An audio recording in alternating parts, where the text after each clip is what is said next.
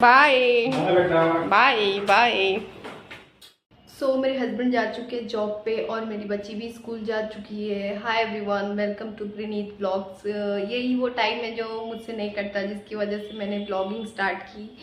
और मुझे ऐसा लगता है कि मुझे कुछ भी करना चाहिए, क्योंकि इस टाइम पे मैं बिल्कुल फ्री हो जाती हूँ। वो लोग जाते हैं, उसके बाद मैं नहाती हूँ, नहाने के बाद अपना पूजा पाठ या जो भी सारा काम रहता है मैं सब कुछ ख़त्म करती हूँ। उसके बाद मेरी बेटी को भी मैं नहला चुकी होती हूँ। उसको जैसे मैं दूध पिलाऊंगी फिर वो सो जाती है। सोने के बाद वो 1-2 घंटे बाद उठती है।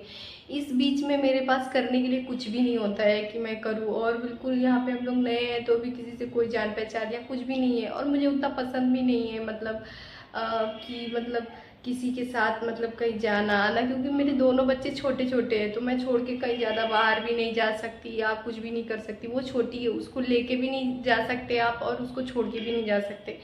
और इसके बीच में मुझे थोड़ा अपनी बेटी को लाने के लिए जाना होता है। और तो सीधे मैं बात करती हूँ कि मैंने जॉब क्यों छोड़ी। जब मैं अभी एक से 1.5 साल पहले हम लोग मुंबई में थे, तब मैं जॉब करती थी, मैं टीचर थी, तब मैं वहाँ पे टीचिंग करती थी। और वहाँ के जो लोग होंगे उनको पता होगा, अप्रैल तक वहाँ का सेशन ख़त्म हो जाता है और बच्चों की छुट्टी लग जाती है। तो फेब्रुवरी मंथ्स में मेरी अब छोटी बेटी आदू वो मुझे कंसीव हुई। उसके बाद अप्रैल तक मतलब छुट्टी लग जाती है, टीचर लोग की भी मतलब हो जाती है। बच्चों का तो एग्ज़ाम के बाद ही वहाँ हो जाता है छुट्टी। टीचर लोग का अप्रैल तक रहता है, कैटलॉग वगैरह हम करते हैं, फिर उसके बाद हमारी छुट्टी होती है। तो कंसीव वो मैंने इसे फेब्रुवरी में किया था। तो उसके बाद फिर मेरी थोड़ी तबीयत ऐसे डाउन रहने लगी, वॉमिटिंग वगैरह होने लगा।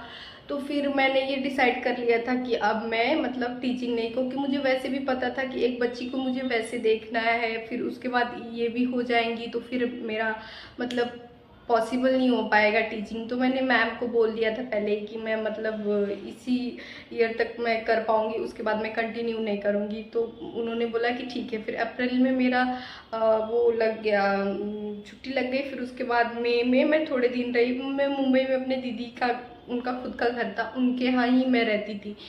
और वहीं से मतलब उनके बच्चे जिस स्कूल में पढ़ते थे उसी में मैं टीचिंग करती थी, और मेरे हस्बैंड की जॉब भी वहीं थी, वो पुणे में रहते थे।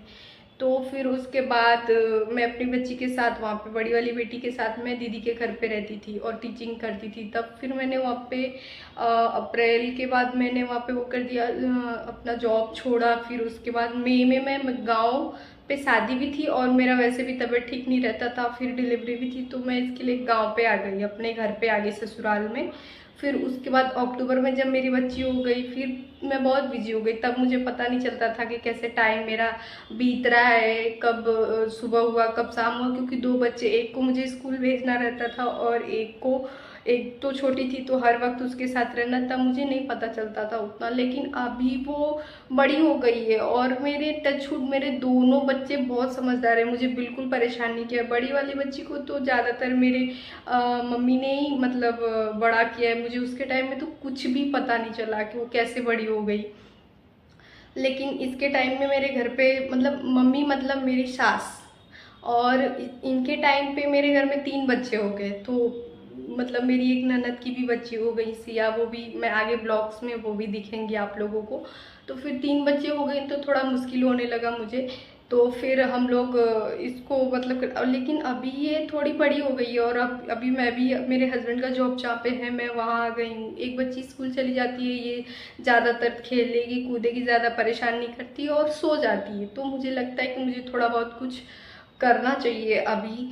तो फिर मैं इनसे बोलती थी कि आपके जाने के बाद मुझे कुछ भी मतलब करने के लिए नहीं रहता और ऐसे मुझे खाली खाली सा लगता है। तो ये बोले कि ठीक है, जॉब तो अभी नहीं कर सकती क्योंकि बच्चे अब हमारे लिए फर्स्ट प्रायोरिटी है, पहले उनको देखना है, उसके बाद ही हम कुछ कर सकते हैं।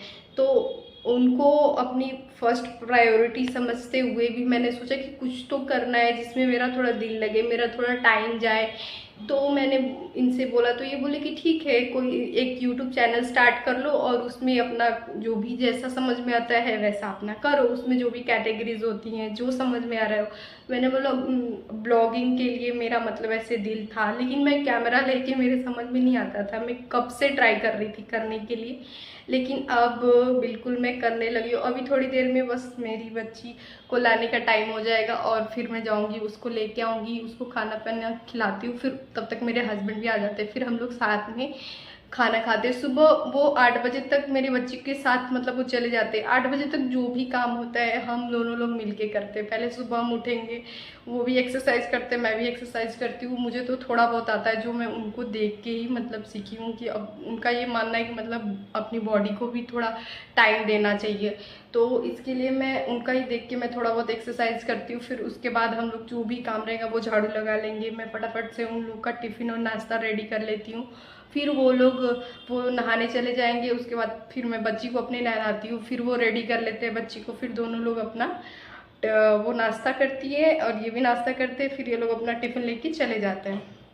फिर ये 12 बजे तक आते हैं लंच के लिए, और इस बीच में जो भी काम होता है मैं कर लेती हूँ, और उसके बाद 11 बजे अपने बच्ची को भी लाने चली जाती हूँ। तो यही मेरा दिन भर का शेड्यूल होता है करने का, यही मेरा हर दिन का काम यही होता है। जॉब किए हुए, एक तो मैंने टीचिंग का किया है और एक मैं इससे पहले फील्ड वर्क भी कर चुकी हूँ।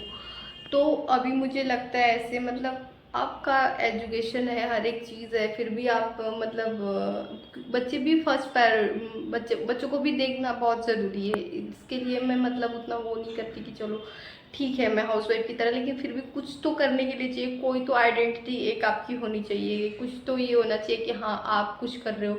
तो मैंने ये स्टार्ट किया और मुझे ये अभी अच्छा लग रहा है कि मतलब ऐसे मैं कुछ कर रही हूँ अपने लिए। तो मुझे अच्छा लगता है, और मैं एक जो भी मेरे समझ में जितना आ रहा है मैं वो सब कुछ कर रही हूँ, और अपना तो मैं 100% दे रही हूँ। बाकी कितना आप लोगों को पसंद आ रहा है वो आप मुझे कमेंट करके ज़रूर बताना।